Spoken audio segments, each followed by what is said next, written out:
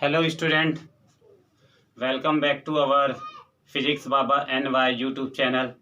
Last class we will discuss about the torque on a magnet placed in uniform magnetic field, है ना। Torque की value क्या आती है जब मैग्नेट को यूनिफॉर्म मैग्नेटिक फील्ड में प्लेस्ड करते हैं तो उस पर एक टॉर्क लगता है। Therefore magnet is rotated in magnetic field. Torque की वैल्यू क्या आती थी बेटा?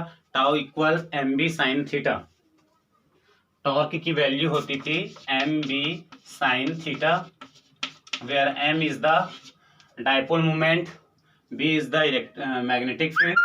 Okay, today we will teach about the our new topic, which is potential energy of potential energy of magnet, potential energy of magnet placed in uniform magnetic field. Okay, magnetic field है ना। ये torque कितना लगता था। Okay, इसका use अपन आज इस topic में करेंगे। ओके, तो potential energy of a magnet placed in uniform magnetic field, it means जब आप किसी बार मैग्नेट को, बार मैग्नेट बोलो या मैग्नेटिक डायपोल को मैग्नेटिक फील्ड में प्लेस्ड कर देते हैं तो उसके पास क्या रहती है बेटा? उसके पास रहती है potential energy. Okay, potential energy क्या होता है? क्लास 11th में आप लोगों ने पढ़ा होगा पोटेंशियल एनर्जी। याद करा देते हैं। पोटेंशियल एनर्जी क्या होता है? Potential energy of a body, potential energy of a body is measured by the amount of work done it in deflecting it from standard position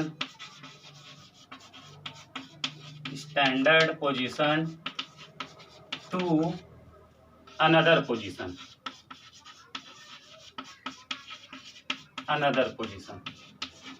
Okay बेटा, this is the definition of potential energy. Potential energy क्या होता है? किसी भी body का potential energy of a body is measured by the amount of work done, है ना। Amount of work done in deflecting it from standard position to another position. It means यदि अपन किसी बॉडी को, है ना, उसके स्टैंडर्ड पोजीशन से किसी अदर पोजीशन पर हम उसको ले जाते हैं, डिफ्लेक्ट कर जाते हैं या रिटर्निंग कर देते हैं, तो हमको वर्क करना पड़ता है, वर्क डन करना पड़ता है। जितना वर्क डन आप करते हो वही वर्क डन ही आपका क्या कहलाता है? That is potential energy. Suppose example कैसे ले? जैसे एग्जाम्पल लेते हैं ना, जैसे आप साइकिल से जा रहे हैं, है ना, साइकिल से आगे की ओर ट्रेवल कर रहे हैं इस रूट में। It's velocity of your is V velocity से आप आगे क्या कर रहे हैं? आगे ट्रेवल कर रहे हैं, है ना। अब सडनली इधर से एयर के मॉलिक्यूल का स्पीड बढ़ जाएगा, है ना। एयर के मॉलिक्यूल्स इधर से आ जाएंगे तो आपको वर्क डन ज्यादा करना पड़ेगा। इन केस ऑफ फर्स्ट कंडीशन में क्या था बेटा? उधर से हवा का कोई भी एनिमी या अगेंस्ट आ ही नहीं रहा था ना। लेकिन जब सडनली कुछ टाइम बाद हवा उधर से तेजी से चलने लगी तो आपको वर्क डन एक्स्ट्रा करना पड़ेगा, है ना। तो यहाँ पास किसके अगेंस्ट आप वर्क कर रहे हैं? किसके अगेंस्ट आप वर्क डन किए? Against of velocity of this air. Okay, next example और लेते हैं। जैसे ये तीर कमान बना लो, ये चलाने वाला ऐसा रहता है क्या? बताना। तो ये कुछ ऐसा, हाँ, ये तीर कमान है ना। ओके, धनुष बाण बोलते हैं ना।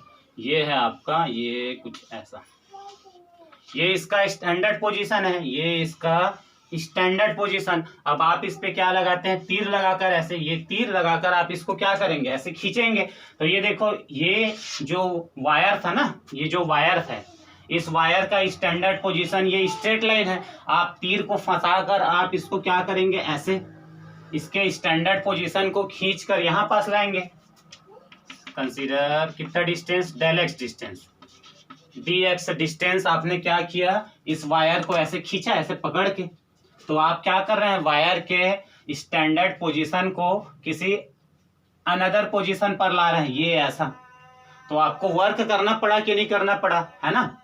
वर्क यहाँ पर डन हुआ है, वर्क करना पड़ा। जितना वर्क करना पड़ा, है ना, that is the potential energy of this system.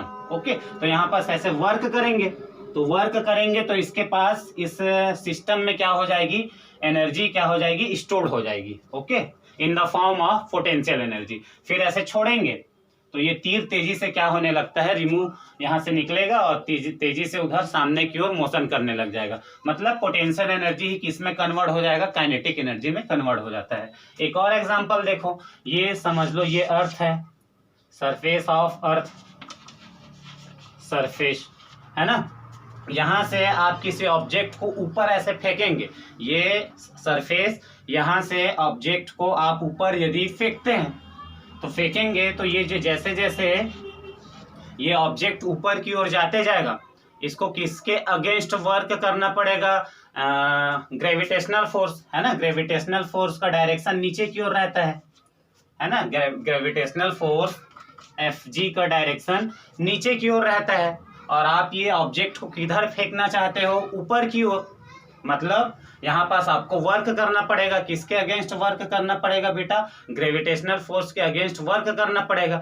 जितना वर्क डन होगा, जितना वर्क करना पड़ेगा, वो इस ऑब्जेक्ट की क्या कहलाएगी, पोटेंशियल एनर्जी कहलाएगी, है ना। इस ऑब्जेक्ट का स्टैंडर्ड पोजीशन क्या था, सरफेस में था, आपने इसको पकड़ा और ऐसे ऊपर फेंक दिया।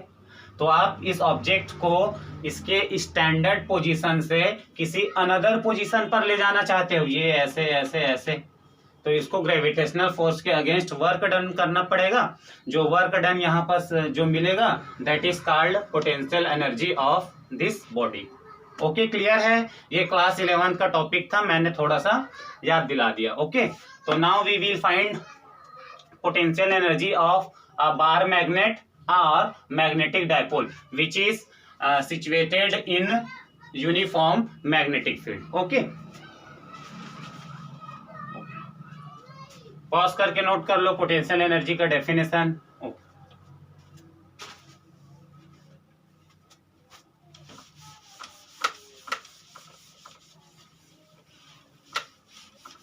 पोटेंशियल एनर्जी का डेफिनेशन। ओके, अभी ये पोटेंशियल एनर्जी हम इस टॉपिक में देखते हैं ना, मैग्नेट में।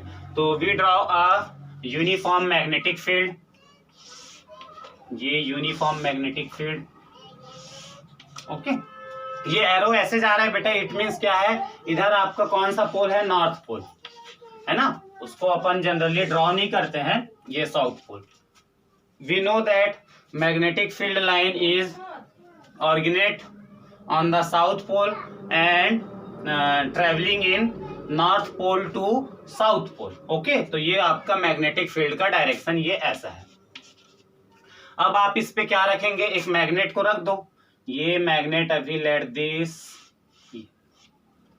ये आपका magnet, this is your north pole and this is south pole, है ना। ये कौन सा केस है बेटा, जब देखो magnetic dipole movement, magnetic dipole movement का डायरेक्शन साउथ पोल से नॉर्थ पोल की ओर रहता है। ये मैग्नेटिक डायपोल मूवमेंट का डायरेक्शन है ना, उसी डायरेक्शन में है मैग्नेटिक फील्ड के डायरेक्शन में, दैट इज थीटा इक्वल 0। या ऐसे बोल सकते हैं मैग्नेटिक डायपोल मूवमेंट का जो एक्सिस है, मैग्नेटिक डायपोल मूवमेंट का एक्सिस है, वो मैग्नेटिक फील्ड के पैरेलल है।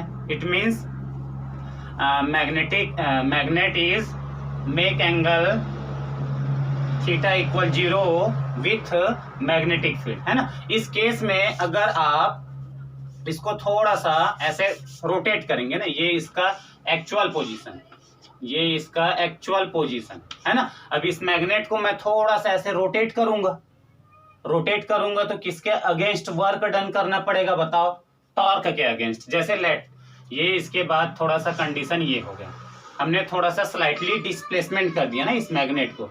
ये नॉर्थ पोल यहाँ आ गया, साउथ पोल यहाँ पर, ये ऐसे था, इसको आपने क्या किया, ये ऐसे था एक्चुअल में, है ना, इसको आपने कैसे रोटेट किया, ये ऐसे, तो ये आपने वर्क डन किया इस डायरेक्शन में। और इस पर टॉर्क कैसे लगेगा, we know that this north pole, है ना, experience a force and direction of this force is in the direction of magnetic field. इस डायरेक्शन में ये फोर्स फील करेगा, और इस डायरेक्शन में साउथ पोल किसके just opposite to magnetic field, है ना। साउथ पोल पर जो फोर्स एक्सपीरियंस होगा वो कौन से डायरेक्शन में होगा, मैग्नेटिक फील्ड के जस्ट अपोजिट डायरेक्शन में। जैसे भी समझ सकते हो, ये नॉर्थ पोल है तो साउथ पोल उसको अपनी ओर अट्रैक्ट करेगा, और ये आपका साउथ पोल है तो नॉर्थ पोल को ये अपनी ओर अट्रैक्ट करेगा। तो ये देखो यहाँ पास टॉर्क लगेगा, एक फोर्स ये, एक फोर्स ये, already we have teach about in yesterday classes, okay. तो यहाँ पास ये ऐसे हो गया, ये इसका ओरिजिनल पोजीशन था, हमने टॉर्क के अगेंस्ट यहाँ पास वर्क डन किया।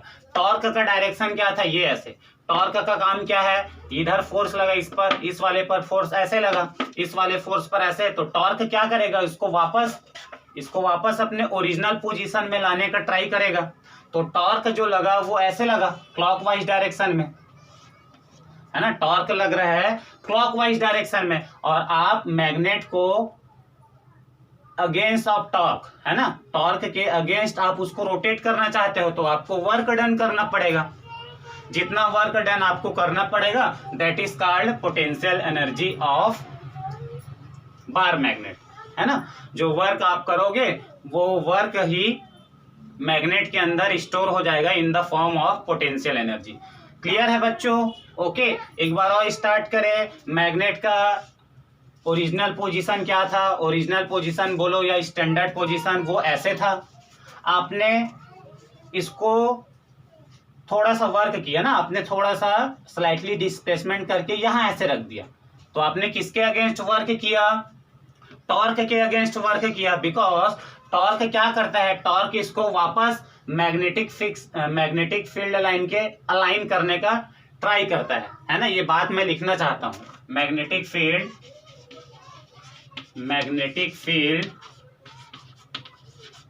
ऑलवेज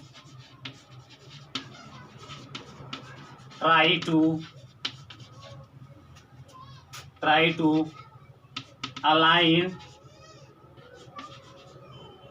the dipole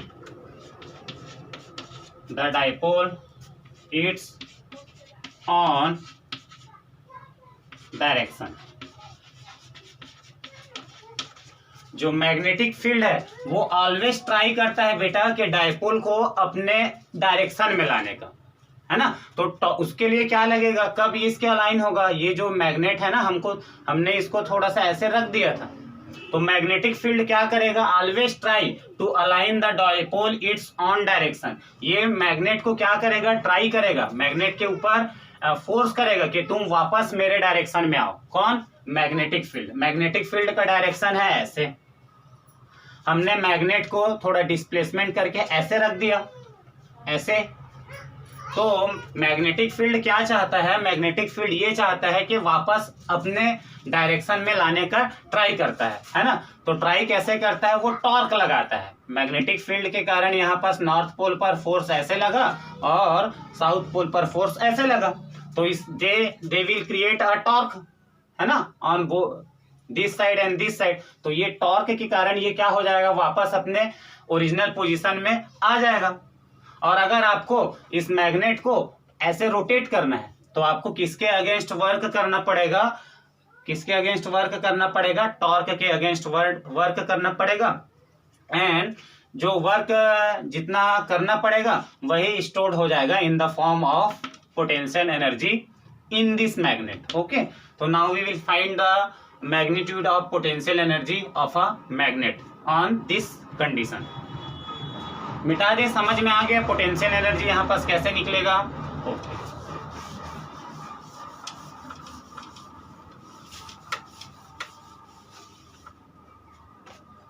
चलो एक डायग्राम बनाते हैं ना मैग्नेटिक फील्ड। ये आपका मैग्नेटिक फील्ड है ना, माइंड में रखना, इधर नॉर्थ पोल है, इधर साउथ पोल है। ओके, अब आप एक मैग्नेट को ये ऐसे एंगल रखें, मैग्नेट को मैग्नेटिक फील्ड के परपेंडिकुलर रखो। परपेंडिकुलर कंडीशन को ही स्टैंडर्ड पोजीशन माना जाता है। इसका रीजन मैं लास्ट में बताऊंगा बच्चों, है ना। मैग्नेट को हमने क्या रखा है, मैग्नेटिक फील्ड के परपेंडिकुलर रखा है। ये नॉर्थ पोल हो गया और ये आपका साउथ पोल हो गया। ऑब्वियस है यहाँ पास कितना एंगल बन रहा है, 90 एंगल बन रहा है। ओके, तो magnet is situated in this magnetic field, make angle 90 with this magnetic field, okay। कितना एंगल बन रहा है बच्चों, 90 एंगल।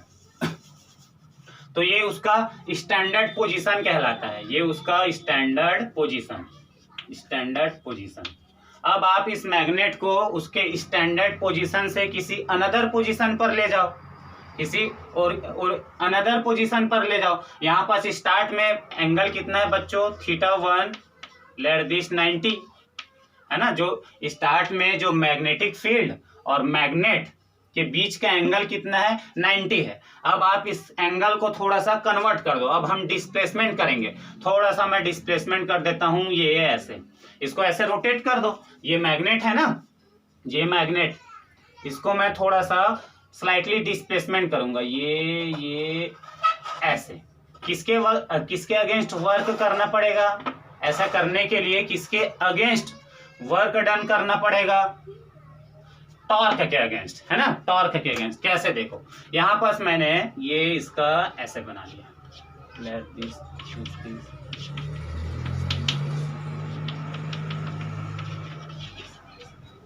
है ना। कितना एंगल रोटेट कर दिए हमने, थीटा एंगल हमने क्या कर दिया, रोटेट कर दिया। तो ये जो नॉर्थ पोल है वो अब कहां पास आ जाएगा, यहां पास आ जाएगा। जो साउथ पोल है वो कहां पास आ जाएगा, यहां पास आ जाएगा। कितना एंगल हमने रोटेट कर दिया, थीटा। तो जो सेकंड एंगल बना, सेकंड एंगल θ2 इस थीटा। ओके, θ1 क्या था, इनिशियल पोजीशन में जब मैग्नेटिक फील्ड के परपेंडिकुलर प्लेस्ड था, उस केस में जो एंगल था, ओरिजिनल एंगल था θ1 की वैल्यू थी 90। आपने थोड़ा सा वर्क डन किया, ये इसको ऐसे कर दिया, है ना। तो कितना एंगल वर्क डन किए हैं हमने, थीटा एंगल थोड़ा सा रोटेट कर दिए। तो यहां पास देखो अब टॉर्क कैसे लगेगा, इस पर टॉर्क लगेगा इन the direction of magnetic field. तो ये टॉर्क इस पर लगेगा, टॉर्क ऐसे, एक फोर्स ऐसे लगेगा। और इस पर कैसे लगेगा, डायरेक्शन इसका, इस साउथ पोल पर जो फोर्स लगेगा बच्चों, उसका डायरेक्शन मैग्नेटिक फील्ड के अपोजिट रहेगा। तो मैग्नेटिक फील्ड ऐसे है, तो इस पर जो फोर्स लगेगा वो कुछ ऐसे रहेगा, है ना, फोर्स ऐसे लगेगा। अब जरा देखो, ये आपका मैग्नेट, इस पर फोर्स लगा ऐसे ऐसे, और इस पर फोर्स लगा ऐसे, तो ये ऐसे ऐसे। वापस मैग्नेटिक फील्ड क्या चाहेगा कि वापस अपने ये मैग्नेट अपने ओरिजिनल पोजीशन में आ जाए। तो यहां पर जो टॉर्क लगा वो ऐसे लगा। टॉर्क का जो डायरेक्शन था बच्चों, टॉर्क का जो डायरेक्शन है वो ऐसे है, ऐसे ना। तो आप यहां पास थे, आपने इसको ऐसे रोटेट किया, तो किसके अगेंस्ट आपने वर्क किया, टॉर्क के अगेंस्ट ना। टॉर्क का डायरेक्शन, टॉर्क चाहता था कि वापस ऐसे हो जाए, लेकिन हमने उसको पकड़ा मैग्नेट को, और पकड़ के थोड़ा सा स्लाइटली डिस्प्लेसमेंट ऐसे कर दिया। तो आपने टॉर्क के अगेंस्ट वर्क डन किया, है ना। जो वर्क डन किया है वही स्टोर्ड हो जाएगा मैग्नेट के inside in the form of potential energy. तो वही अपने को कैलकुलेट करना है। ओके, तो let's start the calculate of potential energy of magnet. Okay, θ1 = 90, ये समझ में आ गया। θ1 क्या था, ओरिजिनल पोजीशन में जो एंगल बना था यहाँ पास 90 वो था, है ना। आपने मैग्नेट को थोड़ा सा ऐसे स्लाइटली डिस्प्लेसमेंट कर दिया। कितना एंगुलर डिस्प्लेसमेंट उसका हुआ है, थीटा एंगल डिस्प्लेसमेंट। तो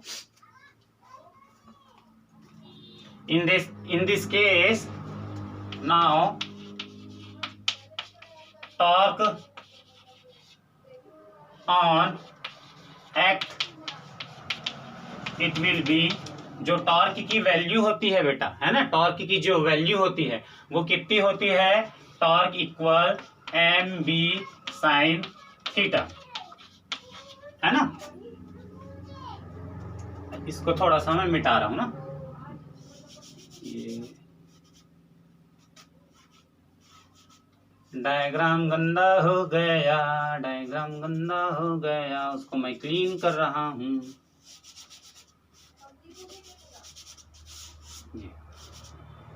चलो ठीक है। Now torque on act it will be tau equal M B sine theta. Okay, let a small amount of work done, है ना। हम क्या निकालने जा रहे हैं, हम ये निकालने जा रहे हैं मैग्नेट को मैं इसके ओरिजिनल स्टैंडर्ड पोजीशन से थोड़ा सा डिफ्लेक्ट करूंगा, एकदम थोड़ा सा डिफ्लेक्ट करूंगा।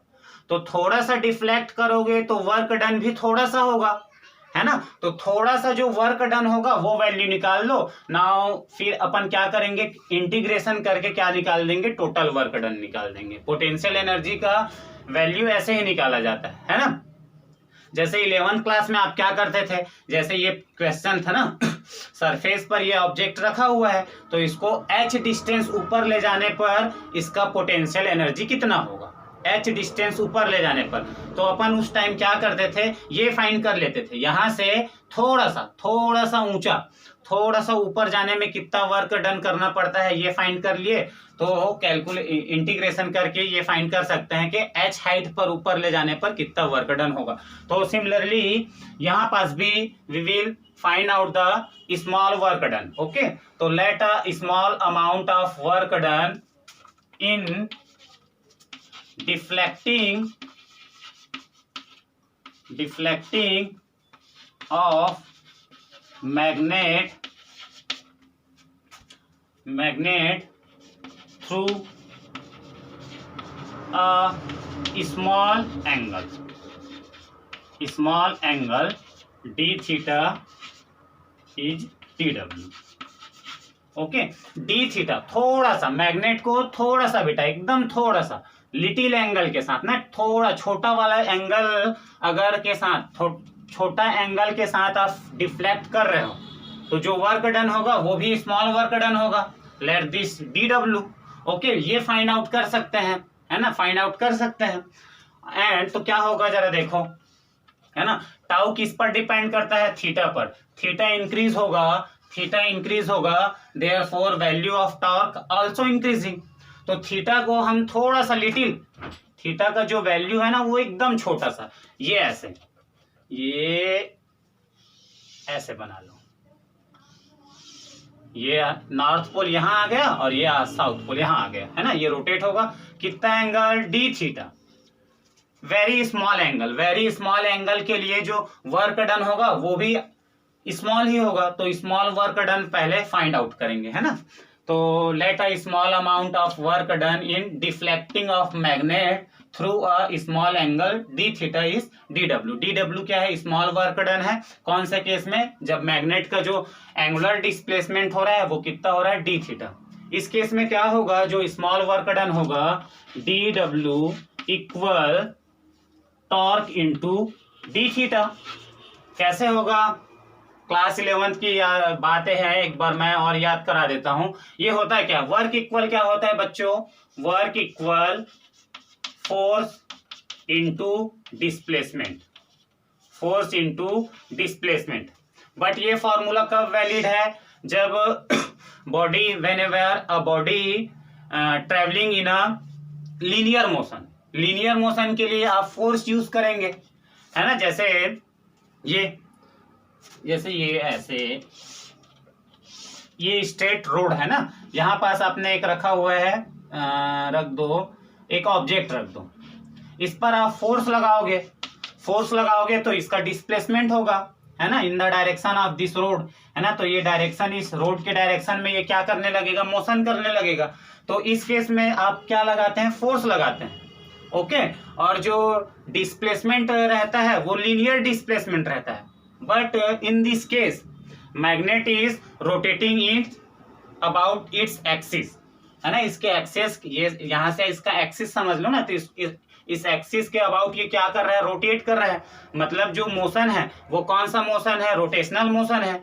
तो रोटेशनल मोशन के लिए फोर्स ना लेकर हम क्या लेते हैं, टॉर्क लेते हैं। ये बेटा ये मैग्नेट कब रोटेट करेगा बताओ, जब इस पर टॉर्क लगेगा। टॉर्क लगेगा तभी तो ये रोटेट करेगा ना। तो ये फोर्स है, ये लीनियर मोशन के लिए अपन क्या यूज करते हैं, फोर्स यूज करते हैं। But in case of rotational motion we use the torque in the place of force. Okay, torque के कारण ही कोई ऑब्जेक्ट क्या करता है, रोटेशनल मोशन करता है। तो देखो वर्क के लिए मैंने डी डब्ल्यू, स्मॉल वर्क है तो डी डब्ल्यू, एफ के प्लेस में मैंने क्या लिखा, टॉर्क लिखा। डिस्प्लेसमेंट स्ट्रेट मोशन में, लीनियर मोशन में जो डिस्प्लेसमेंट होता है वो that is called linear displacement. And in the case of rotational motion the displacement is called angular displacement. Angle बनाते हुए क्या हो रहा है, मैग्नेट रोटेशनल मोशन कर रहा है। ये देखो ये ऐसे एंगल के साथ क्या हो रहा है, ये मैग्नेट रोटेट कर रहा है। तो लीनियर डिस्प्लेसमेंट के जगह हम क्या यूज करेंगे, angular displacement. So we can write D W equal tau into D theta. Clear है। फोर्स क्या है, लीनियर मोशन के लिए आप फोर्स यूज करेंगे, रोटेशनल मोशन के लिए टॉर्क यूज करेंगे। Okay, D is the linear displacement in the case of linear motion, and d theta is the angular displacement in the case of rotational motion. Okay, torque क्यों नहीं, अब आप सोच रहे होंगे छोटा सा वर्क हुआ है, ओके, छोटा सा वर्क हुआ, छोटा सा एंगुलर डिस्प्लेसमेंट हुआ, तो टॉर्क के सामने में डी डब्ल्यू क्यों नहीं लिखा, है ना। टॉर्क के सामने में हमने डी डब्ल्यू क्यों नहीं लिखा। तो आप कितना, ये जो डिस्प्लेसमेंट हुआ है, angular displacement of this magnet, वो लिटिल है, एकदम छोटा है। तो इस छोटे के लिए हम क्या कर सकते हैं, बोल सकते हैं कि टाउ, टॉर्क जो रहेगा वो क्या रहेगा, दैट इज कांस्टेंट रहेगा। टॉर्क क्या रहेगा, कांस्टेंट। एक्चुअल में होगा क्या, एंगुलर डिस्प्लेसमेंट का वैल्यू जितना इंक्रीज करते जाएगा, थीटा इंक्रीज करते जाएगा, तो टॉर्क भी क्या होते जाएगा, इंक्रीज होते जाएगा। बट जो एंगुलर डिस्प्लेसमेंट है of this magnet which is very small, therefore we can say that torque is constant on this position. Okay, तो D W equal tau into D theta. Tau की value क्या है बेटा, M B sine theta. तो D W क्या हो जाएगा, D W equal M B sine theta D theta. Okay, तो this is the expression of amount of small work done, है ना, in case of small angular displacement, है ना। ये छोटा सा वर्क है, आपने छोटा सा वर्क फाइंड आउट कर लिया है। कौन से केस में, ये मैग्नेट था, इसको हमने थोड़ा सा स्लाइटली डिस्प्लेसमेंट किया अगेंस्ट ऑफ टॉर्क। टॉर्क का डायरेक्शन क्या था, टॉर्क तो ऐसे चाहता है, टॉर्क ऐसे लगेगा, ये नॉर्थ पोल पर फोर्स ऐसे लगेगा, ये ऐसे, और ये साउथ पोल पर फोर्स ऐसे लगेगा। तो इस टॉर्क के कारण ये देखो, ये they will this force produce a torque, ऐसे, है ना। तो ये था टॉर्क के अगेंस्ट आपने थोड़ा सा स्लाइटली डिस्प्लेसमेंट किया है, D theta, then the work is also small, so D W equal M B sine theta D theta. अब आपको छोटा सा वर्क डन मिल गया है तो बड़ा सा वर्क डन इजिली मिल सकता है। ओके, इतना पॉज करके नोट कर लो। ओके, ओके,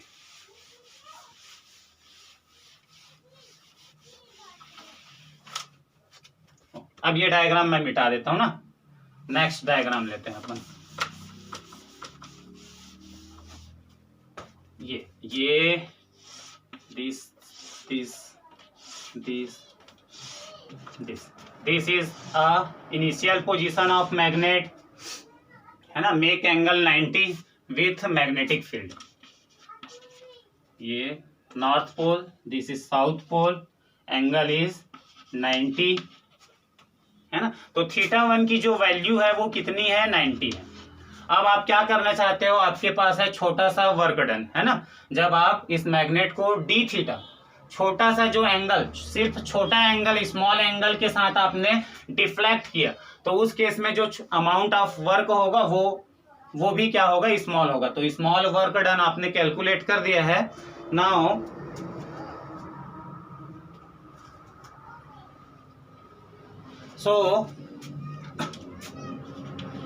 अच्छा, अब देखो, अब आपको बड़ा वर्क डन चाहिए, है ना, बड़ा वर्क डन चाहिए। तो उसके लिए क्या कर लो, ये मैग्नेट था, इसको आप क्या कर दो, कितना एंगल आप इसको डिफ्लेक्ट कर दो, ये ऐसे, ये ऐसे। तो इसको हमने डिफ्लेक्ट कर दिया, ये तो ये नॉर्थ पोल हो जाएगा और ये आपका क्या हो जाएगा, साउथ पोल हो जाएगा। कितना एंगल आपने डिफ्लेक्ट किया, जो एंगल डिफ्लेक्ट हुआ दैट इज थीटा। तो जो θ2 जो सेकंड एंगल आपको मिल रहा है वो क्या मिल रहा है, थीटा मिल रहा है। So net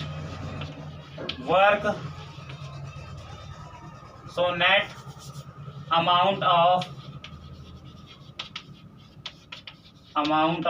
work done, so net amount of work done in deflecting magnet from θ1 π/2 to θ2 theta. अब इस केस में, है ना, स्मॉल एंगुलर डिस्प्लेसमेंट, छोटा सा एंगल के लिए छोटा सा वर्क डन हुआ। अब आपको बड़ा सा वर्क डन चाहिए, तो उसके लिए हमने क्या लिया, अब हमने मैग्नेट को, ये मैग्नेट था, इसको पकड़ा ऐसे, और ये टॉर्क के अगेंस्ट हम वर्क कर रहे हैं, टॉर्क के अगेंस्ट वर्क हो रहा है, ये ऐसा आ गया। कितना एंगल बना, एंगुलर डिस्प्लेसमेंट ये थीटा एंगल क्या हो गया बेटा, डिफ्लेक्ट हो गया। So net amount of work done in deflecting magnet from θ1 π/2, है ना, ये π/2 90 लिख लो, 90 टू थीटा, है ना, सेकेंड एंगल आपको मिल रहा थीटा। कैसे मिल जाएगा, दोनों तरफ क्या कर देते हैं, इंटीग्रेशन कर देते हैं। तो dw equal integration mb sin theta into D theta. Theta के रिस्पेक्ट में इंटीग्रेशन हो रहा है, तो थीटा वाला लिमिट लगा लो। कहां से कहां, 90 से आपने कितना रोटेट किया है, theta.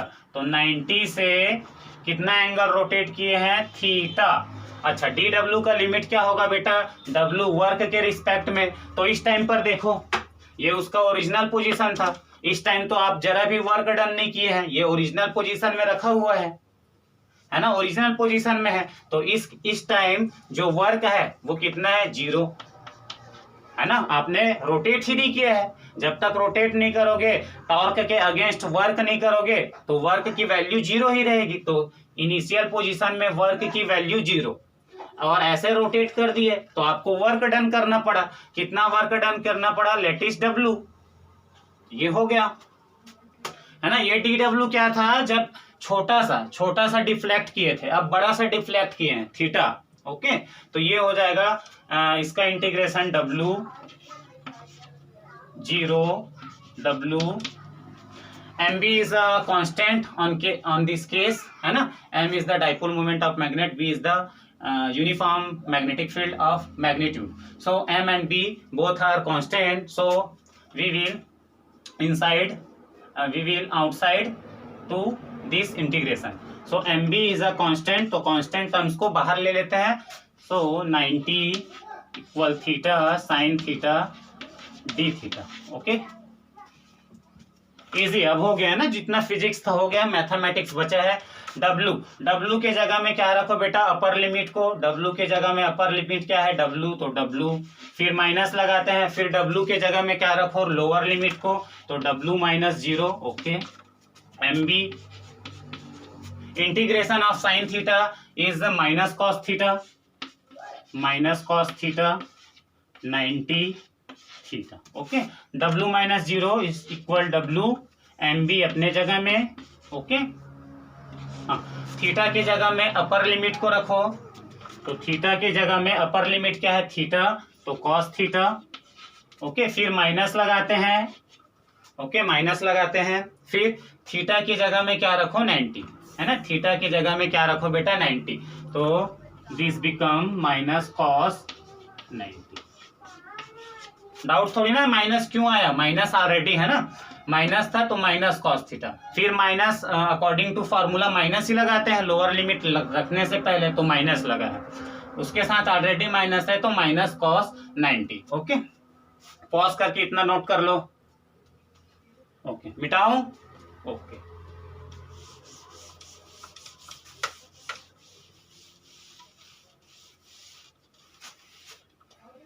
so we can write here W equal MB minus cos theta minus minus plus minus minus plus cos 90 की वैल्यू होती है बेटा 0, सो माइनस कॉमन कर दो, W equal MB, minus common करेंगे तो W equal minus MB cos theta. This is the final expression of work done of magnet when we rotate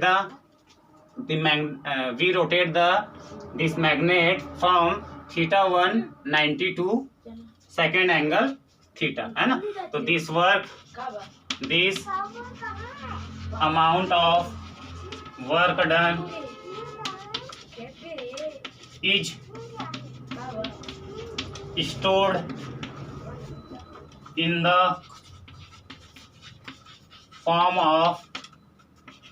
the form of potential energy, in the form of potential energy in this magnet। जो work done हुआ बेटा वही work done potential energy के form में magnet के inside में क्या हो जाएगा, स्टोर्ड हो जाएगा। ओके, सो potential energy U equal minus MB cos theta, minus MB cos theta। Okay, definition वही था, है ना। Potential difference of a body, potential energy of a body is measured by the deflecting of object from standard position to another position, standard position से another position तक लाने में जो work done होता है that is called potential energy. Okay, तो ये आपका फॉर्मूला हो गया, U equal minus MB cos theta. आओ जरा स्पेशल केस की बात करते हैं। यहां से ये जो स्टैंडर्ड पोजीशन है ना, थीटा इक्वल 90 पर स्टैंडर्ड पोजीशन क्यों लिया जाता है ये आपको पता चल जाएगा। So case first, if theta equal 0, so U equal minus MB cos 0 की वैल्यू क्या होती है 1, so U equal minus MB into 1, MB का इंटू 1 से होगा तो यही आएगा ना, तो U equal minus MB। This is the minimum energy of magnet. तो थीटा इक्वल 0 पर जो मैग्नेट के जो पोटेंशियल एनर्जी रहती है वो सबसे मिनिमम रहती है, माइनस लगा है ना। तो इस केस में क्या होगा बेटा, इसका डायग्राम कैसे बन जाएगा, आओ जरा इसका डायग्राम बनाते हैं। ये ऐसे, ये ऐसे, ये ऐसे, ये ऐसे, ये नॉर्थ पोल और ये साउथ पोल। ओके, तो यहाँ देखो मैग्नेट और मैग्नेटिक फील्ड के बीच का एंगल कितना है बेटा, थीटा इक्वल 0। मैग्नेट या मैग्नेटिक फील्ड बोलो यार, या तो डाइपोल मूवमेंट और मैग्नेटिक फील्ड का बीच का एंगल बोलो, दोनों ही सेम है, साउथ से नॉर्थ। जो मैग्नेटिक डाइपोल मूवमेंट का डायरेक्शन रहता है बेटा साउथ टू नॉर्थ रहता है, तो या तो ऐसे बोलो मैग्नेटिक डाइपोल मूवमेंट और मैग्नेटिक फील्ड के बीच का एंगल 0 है, या ऐसे बोल सकते हो मैग्नेट मैग्नेटिक फील्ड के पैरेलल है, तो उस केस में थीटा इक्वल 0। तो इस केस में जो पोटेंशियल एनर्जी आती है वो माइनस में आ रही है, माइनस एमबी में, तो यहाँ पर जो पोटेंशियल एनर्जी है वो माइनस एमबी है, मतलब जीरो तो नहीं है, जीरो तो नहीं है। जो पोटेंशियल एनर्जी है वो किस में है, निगेटिव वैल्यू में है। ओके, तो this is the end this position is called most important बात बोल रहा हूं, this condition is called stable equilibrium, equilibrium, stable equilibrium है ना। This position is called stable equilibrium. कैसे, आओ जरा देखें, ये इसको समझना जरूरी है ना।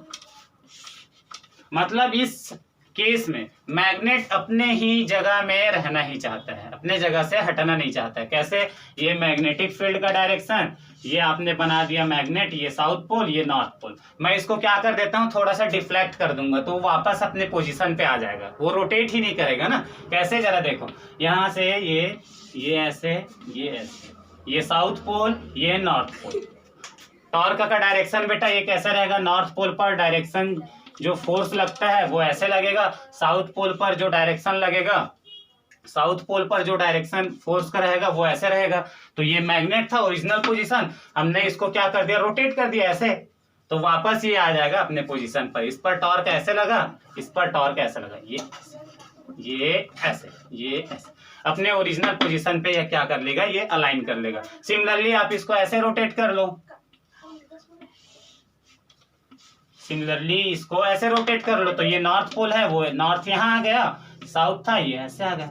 अब टॉर्क कैसे लगा, ऐसे, इस पर टॉर्क लगा ऐसे, ये देखो, अब इस पर फोर्स ऐसे लग रहा है और इस साउथ पोल पर फोर्स ऐसे लग रहा है, तो ये ऐसे, ये ऐसे, वापस अपने ओरिजिनल पोजीशन पे आ जाएगा। So this position is called stable equilibrium, है ना। यहाँ मतलब इस केस में मैग्नेट अपने ही प्लेस पर रहना चाहता है, हटना नहीं चाहता है कि मैं, अगर आप स्लाइटली डिस्प्लेसमेंट करोगे मैं फिर वापस अपने ओरिजिनल पोजीशन पर आ जाऊंगा। तो इस कारण इस पोजीशन को स्टेबल इक्विलिब्रियम बोलते हैं। ओके, सो नेक्स्ट केस 2 लेते हैं अब। केस टू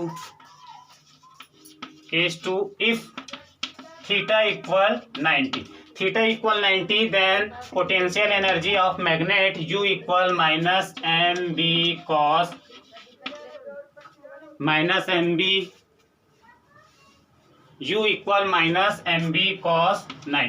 cos 90 की बेटा वैल्यू 0 होगी, तो U की वैल्यू क्या हो जाएगी, U की वैल्यू क्या हो जाएगी, 0। अब देखो जो पोटेंशियल एनर्जी है वो 0 आ रहा है, कौन से केस में, थीटा की वैल्यू जब कितनी है, 90 है। मीनिंग समझो यार, है ना। फिजिक्स रेक्टिफिकेशन सब्जेक्ट है ही नहीं, समझ में आ गया तो बड़ा इजी है। ये नॉर्थ पोल, ये साउथ पोल, थीटा की वैल्यू यहाँ पर कितनी है बच्चों, 90 है। और इस केस में जो पोटेंशियल एनर्जी मिला, इस केस में जो पोटेंशियल एनर्जी मिल रहा है वो कितना मिल रहा है, 0 मिल रहा है। और इसी कारण, है ना, कोई भी आप चीज मेजर करते हो फिजिक्स में, कोई भी चीज को आप मेजर करोगे तो वो कहाँ से स्टार्ट होगा यार, कोई भी इंस्ट्रूमेंट से आप मेजर करते हैं तो वो 0 से स्टार्ट होगा। आप किसी वायर का लेंथ भी रीड करना चाहते हो, मेजर करना चाहते हो, तो 0 से ही तो स्टार्ट होगा। 1 सेंटीमीटर, 2 सेंटीमीटर, 3 सेंटीमीटर।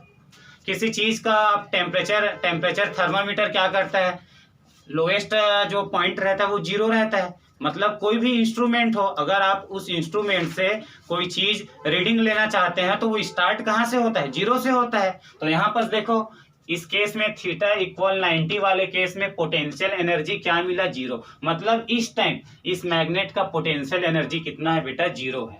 इसी कारण इसको स्टैंडर्ड पोजीशन कहा जाता है। तो this position is called standard position.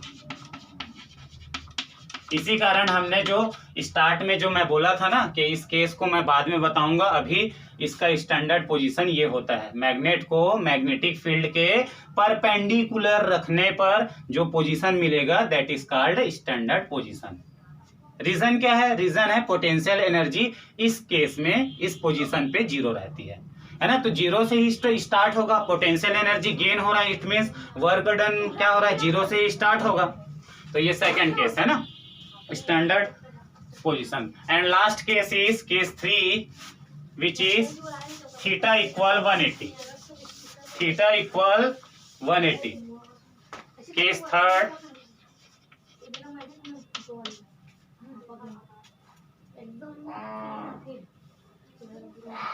Case third if theta equal 180, है ना।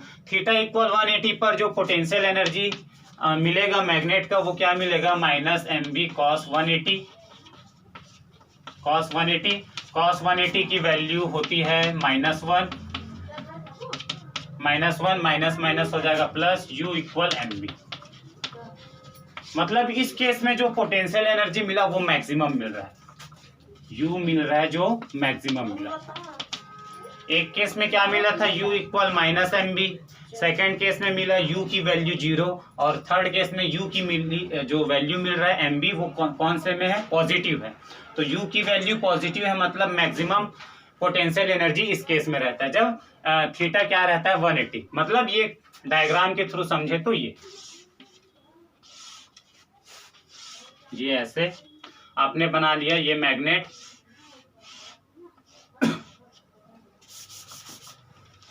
हाँ ये स्टार्ट वाला पोजीशन था ना, नॉर्थ ऐसे था साउथ ऐसे था, व्हेन थीटा की वैल्यू क्या थी, 0 थी। 180 है मतलब 180, ये नॉर्थ पोल आपका, ये नॉर्थ पोल है ना, ये साउथ पोल। 180 कैसे होगा बच्चों, देखो ये अभी कितना बना 90, अब रोटेट करते जाओ, ये मतलब ये स्टार्ट पोजीशन नॉर्थ ऐसे था, है ना। 180 करोगे तो ये 180, ये मतलब जो नॉर्थ पोल यहाँ पास था वो कहाँ पास आ जाएगा, अब यहाँ पास आ जाएगा, जो साउथ इधर था वो कहाँ पास आ जाएगा। तो ये पोजीशन है थीटा इक्वल 180 की। ओके, और इस पोजीशन पर जो मैग्नेट का पोटेंशियल एनर्जी रहता है which is very high, that is u equal mb। Okay, और इस पोजीशन को बोलते हैं अनस्टेबल पोजीशन, अनस्टेबल पोजीशन। मतलब इस पोजीशन पर वो जो मैग्नेट है ना वो स्टेबल है ही नहीं, आप थोड़ा सा इसको स्लाइटली डिस्प्लेसमेंट कर देंगे तो ये टॉर्क के कारण, है ना, ड्यू टू टॉर्क ये मैग्नेट क्या करने लग जाएगा, रोटेट करने लग जाएगा। आओ जरा देखें कैसे। नॉर्थ पोल चलो ये था, है ना, इसको थोड़ा सा हम ऐसे डिस्प्लेसमेंट कर देते हैं, ये ऐसे, ये ऐसे, ये नॉर्थ यहाँ पास आ गया, अब ये साउथ यहाँ पास आ गया, है ना, रोटेट कर दिए। तो होगा क्या अपने वापस ओरिजिनल पोजीशन में जाएगा जैसे केस फर्स्ट में था, नहीं जाएगा। जरा देखो, नॉर्थ पोल पर जो फोर्स लगेगा वो towards the magnetic field, okay, इस पर फोर्स ऐसे लगेगा। साउथ पोल पर जो फोर्स लगेगा वो फोर्स का डायरेक्शन रहेगा अपोजिट टू मैग्नेटिक फील्ड, ऐसे। तो वापस कहाँ जाएगा यार, इस पर टॉर्क अब देखो, ये ऐसे, ये ऐसे, ये तो रोटेट कर जाएगा ना, ये रोटेट कर जाएगा। आप ये ओरिजिनल पोजीशन, इसको हमने स्लाइटली डिस्प्लेसमेंट करके यहाँ पर अगर हम छोड़ देंगे तो ये वापस अपने मीन पोजीशन पर नहीं आ पाएगा, जैसा कि केस फर्स्ट में आ रहा था ना। तो ये वापस अब देखो आएगा नहीं, इस पर टॉर्क लग रहा है ऐसे, इस पर टॉर्क लग रहा है ऐसे, सॉरी टॉर्क नहीं, फोर्स, इस पर जो फोर्स लग रहा है ऐसे, इस पर जो फोर्स लग रहा है ऐसे, तो they will produce a torque, ये ऐसे, ये ऐसे, ये क्या कर जाएगा, रोटेट कर जाएगा बिकॉज ड्यू टू टॉर्क। तो therefore this position is called unstable position. Okay, I hope समझ में आया होगा। अगर इसके बाद भी कोई डाउट रहे तो कमेंट करके बताइएगा। तब तक के लिए पढ़ाई करते रहिए। All the very best.